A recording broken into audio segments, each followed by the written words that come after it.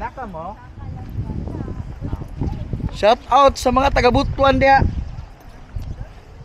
Sorry kaya sa akong sa Tagalog ko guys kasi Bisaya kasi ako.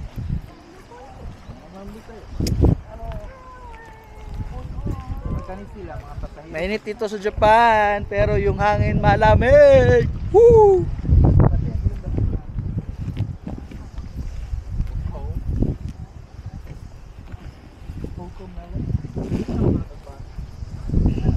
So, yun, kagat ko muna to.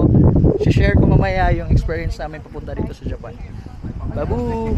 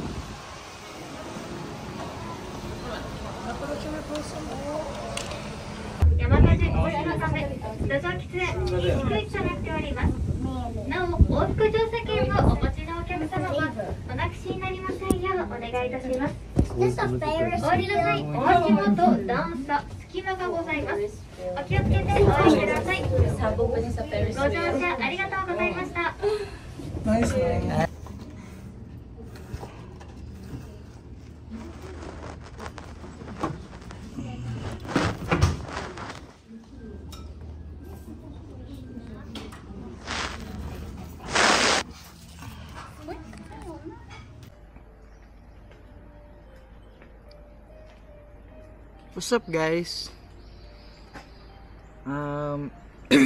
Sa video po nito ikakwento ko lang yung experience ko papunta dito sa Japan. Actually, pangalawa ko na to dito sa Japan. Last 2017 I think. Then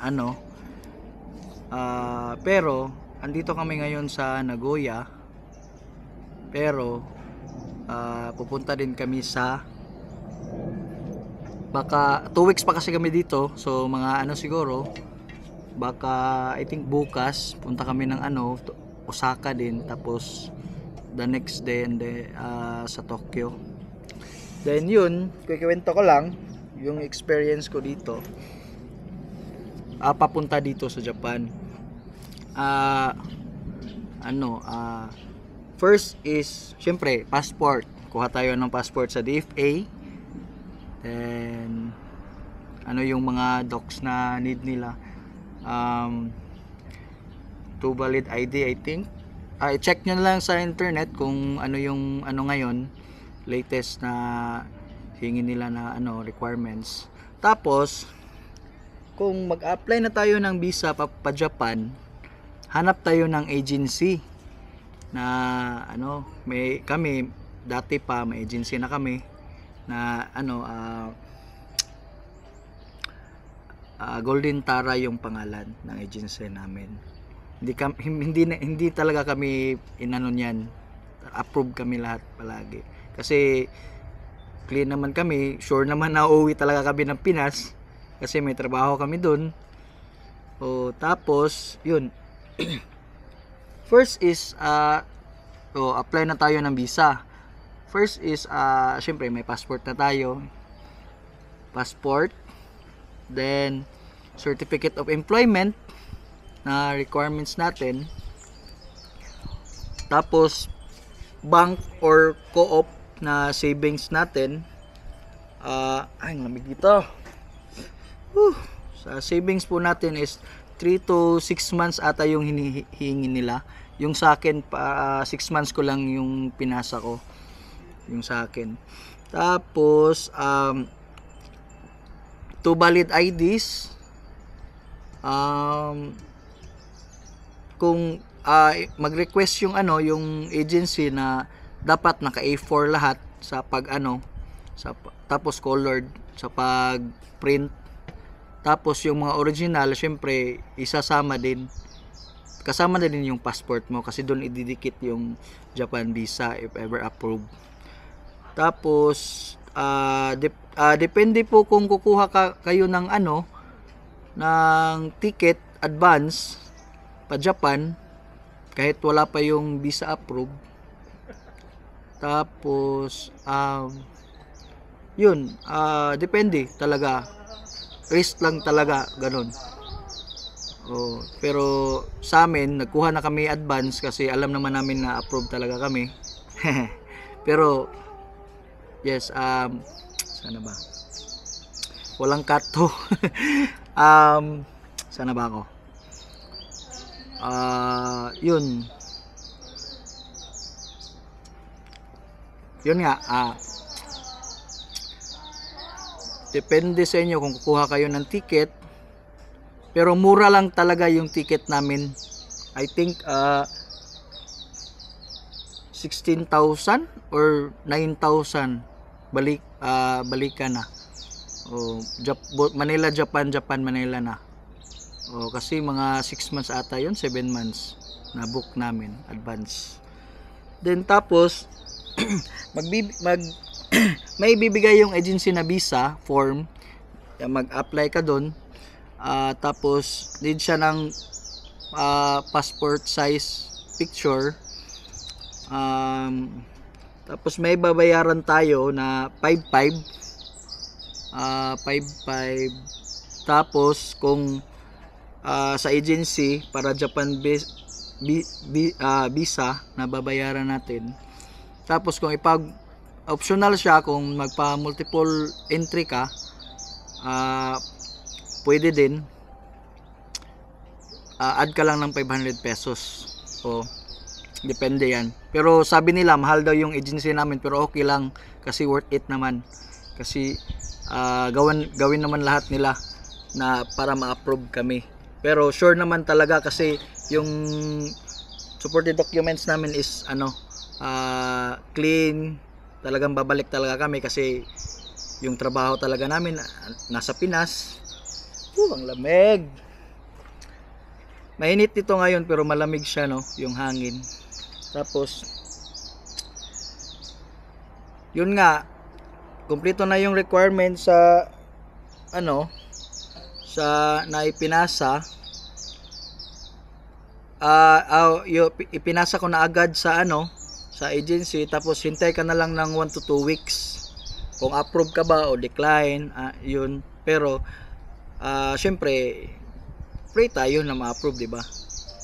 Para yung dream natin na makapunta dito sa Japan. Tapos pag approve ka na, huwag ka munang ma-excite ng maayos. Approve ka na, syempre, yes, approve ka na ng visa. Pero huwag ka talagang ma-excite. Kasi may dadaanan pa tayong dalawang immigration ng Manila at immigration ng Japan. Pero syempre, kung kampante ka talaga, syempre approve ka sa visa, so it means complete yung mo. Uuwi ka talaga ng Manila or sa Pinas. Uuwi ka talaga. Yung na lang yan, dapat may supporting documents talaga kayo na like itinerary. Tapos anong tawag nito? Saan kayo sa hotel, tapos itatanong ka nila na kung saan ka o kailan ka uuwi. Kailan ka uuwi. Tapos maghanap sila ng other tanong na itatanong din nila na kung nakabook ka na ba, kung ilang travel mo na ba to, first time mo ba, ganyan. Dapat wag kayong makabahan, kasi kung kabahan kayo, siyempre isipin nila na hindi ka na uuwi, ganun ba? Pero hindi naman sila ganyan. Hindi naman sila mga tawag nito, basta hindi sila mababait naman sila. Tapos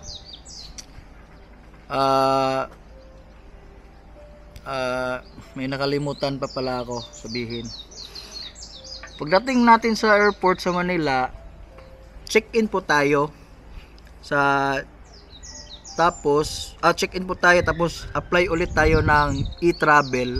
Nasa online lang yan, nasa online lang siya. Tapos pagdating sa Japan may arrival form ata yun, arrival form na kuan, if you fill out for immigration details, tapos ilalagay na naman doon sa ano kung saan ka titira sa Japan, o yung sa address ng hotel, ganun. Tapos yun, yun yung experience ko papunta dito sa Japan, no. Doon na tayo 100% masaya nung nagkalagpas ka na talaga lahat, nakapunta ka na dito sa Japan, yung andyan ka na talaga. So nakalagpas ka na sa immigration, sa dalawang immigration. Wala namang problema talaga sa immigration, no. Basta complete ka lang ng ng requirements, tapos yung mga itinerary like ganon sa hotel, ganon saan ka stay.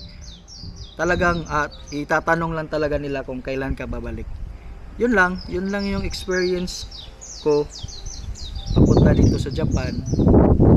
Tapos yun, sana kami punta na ta? Kapit na time. Okay, thank you. Yun lang, punta na kami ng ibang area na pupuntahan namin. Yun, ang ganda dito talaga sa Japan, promise, for real. Bye bye. So yun guys, comment lang kayo kung may alam diyan, kung may nakalimutan ako na details na sasabihin. Kasi syempre hindi naman ako perfect. Yun. Comment down below sa mga may alam diyan. Tapos pwede lang kung sa Nagoya or Osaka kayo landing, or anong tawag nito, Hokkaido ba or Tokyo, pwede kayo pumunta ng Osaka, pwede din kayo pumunta ng Nagoya, ganun. O pwede lang land trip, train, or kung may extra pera ka, pwede ka mag-bullet train, ganun. Excuse. Yun, hindi namin nahabol yung cherry blossom yan, no. Wala nang cherry blossom. Yun nga. Thank you guys.